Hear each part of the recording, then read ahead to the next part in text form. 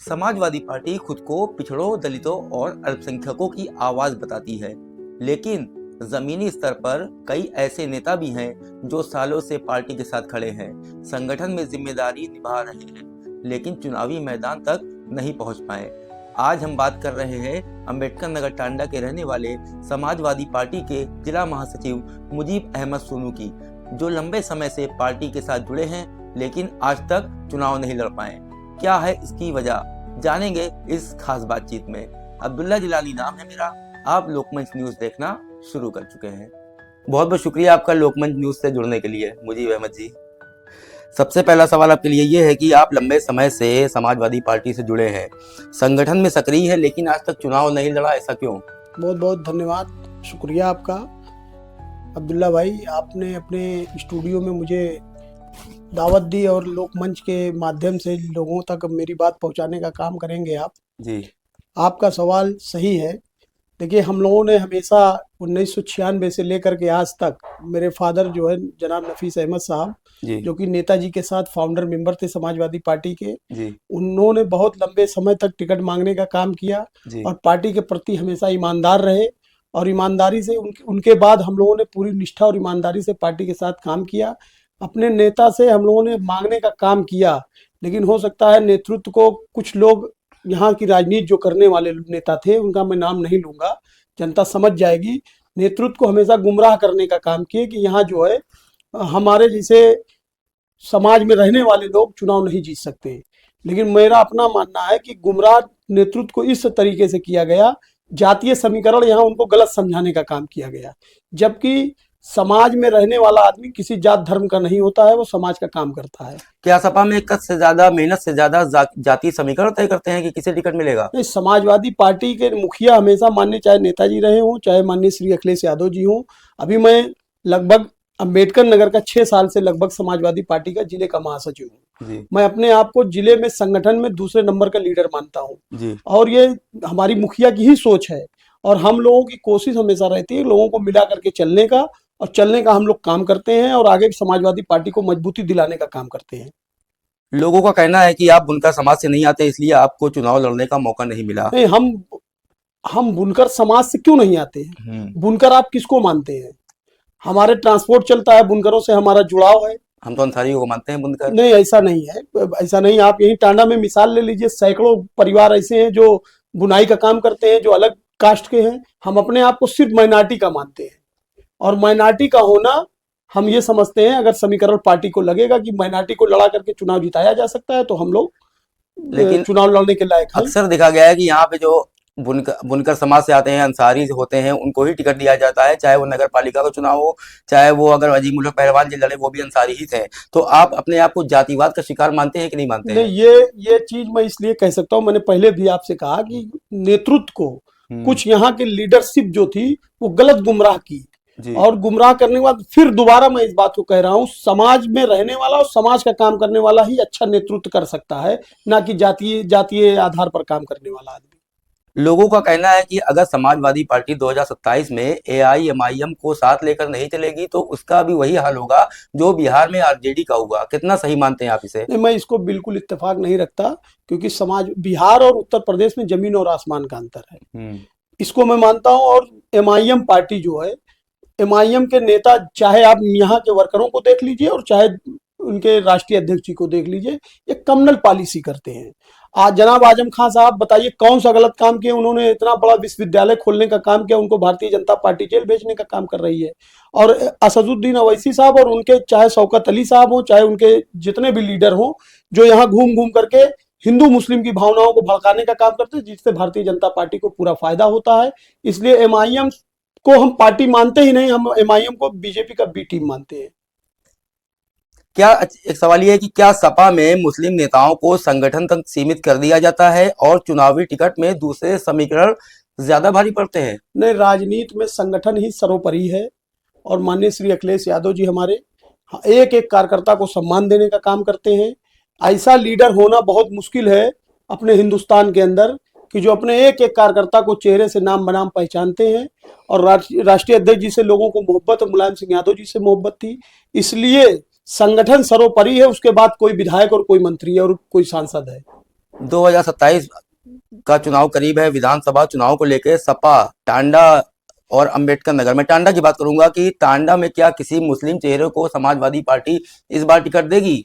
देखिए, अगर राजनीति में पार्टी की निष्ठा और ईमानदारी की बात की जाए तो मैं समझता हूं कि वरिष्ठतम में अगर देखा जाए तो फादर हमारे सबसे पहले टिकट के दावेदार थे, और उसके बाद उनके बाद पीढ़ी दर पीढ़ी अगर दूसरी पीढ़ी देखी जाए तो मैं हूं।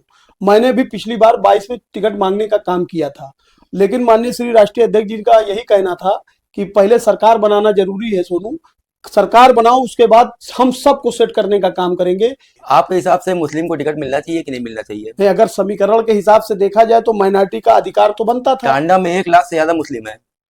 नहीं, बात तो सही है आपकी। टिकट के हकदार तो आप हैं, आपको क्यों नहीं मिलता? नहीं, हम टिकट इसलिए नहीं चाहते हैं क्योंकि हम पहले अखिलेश यादव जी को मुख्यमंत्री बनाना चाहते हैं जी। और लड़ना जरूरी नहीं, मुख्यमंत्री सरकार बनाना और मुख्यमंत्री बनाना जरूरी है। अगर हमारे न लड़ने से माननीय श्री अखिलेश यादव जी मुख्यमंत्री बन रहे हैं तो हम अपनी कुर्बानी देने के लिए तैयार। मुस्लिमों को उनके अनुपात के हिसाब से समाजवादी पार्टी टिकट क्यों नहीं देती है? नहीं, ऐसा नहीं है, आप पश्चिम में उठाकर देख लीजिए, अब की बार भी परसेंटेज के हिसाब से हम लोग 25% के जिस जगह पे ज्यादा मुस्लिम हो वहां पर मुस्लिम को टिकट देना चाहिए। समीकरण ये कहता है अगर आप मुस्लिम मुस्लिम करके टिकट मांगने और हम ही अगर टिकट ये कह करके मांगेंगे तो अगर देखा जाए तो हिंदू भाई सबसे ज्यादा है जी, तो हिंदू मुस्लिम की भावना से होता है।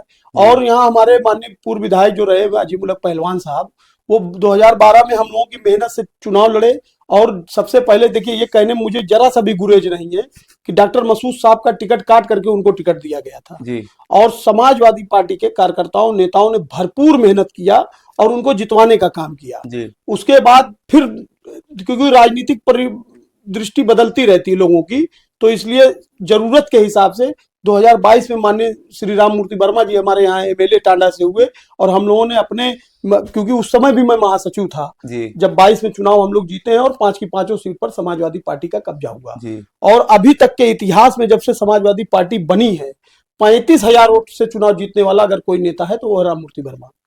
बुनकरों पे आऊंगा मैं। सरकार के, प्रदेश सरकार के मंत्री आते हैं, कह के जाते हैं कि बुनकरों का मसला हल हो जाएगा, मीटिंग वगैरह भी होती है। मुजीब अहमद सोनू के हिसाब से बुनकरों का मसला सरकार हल करेगी?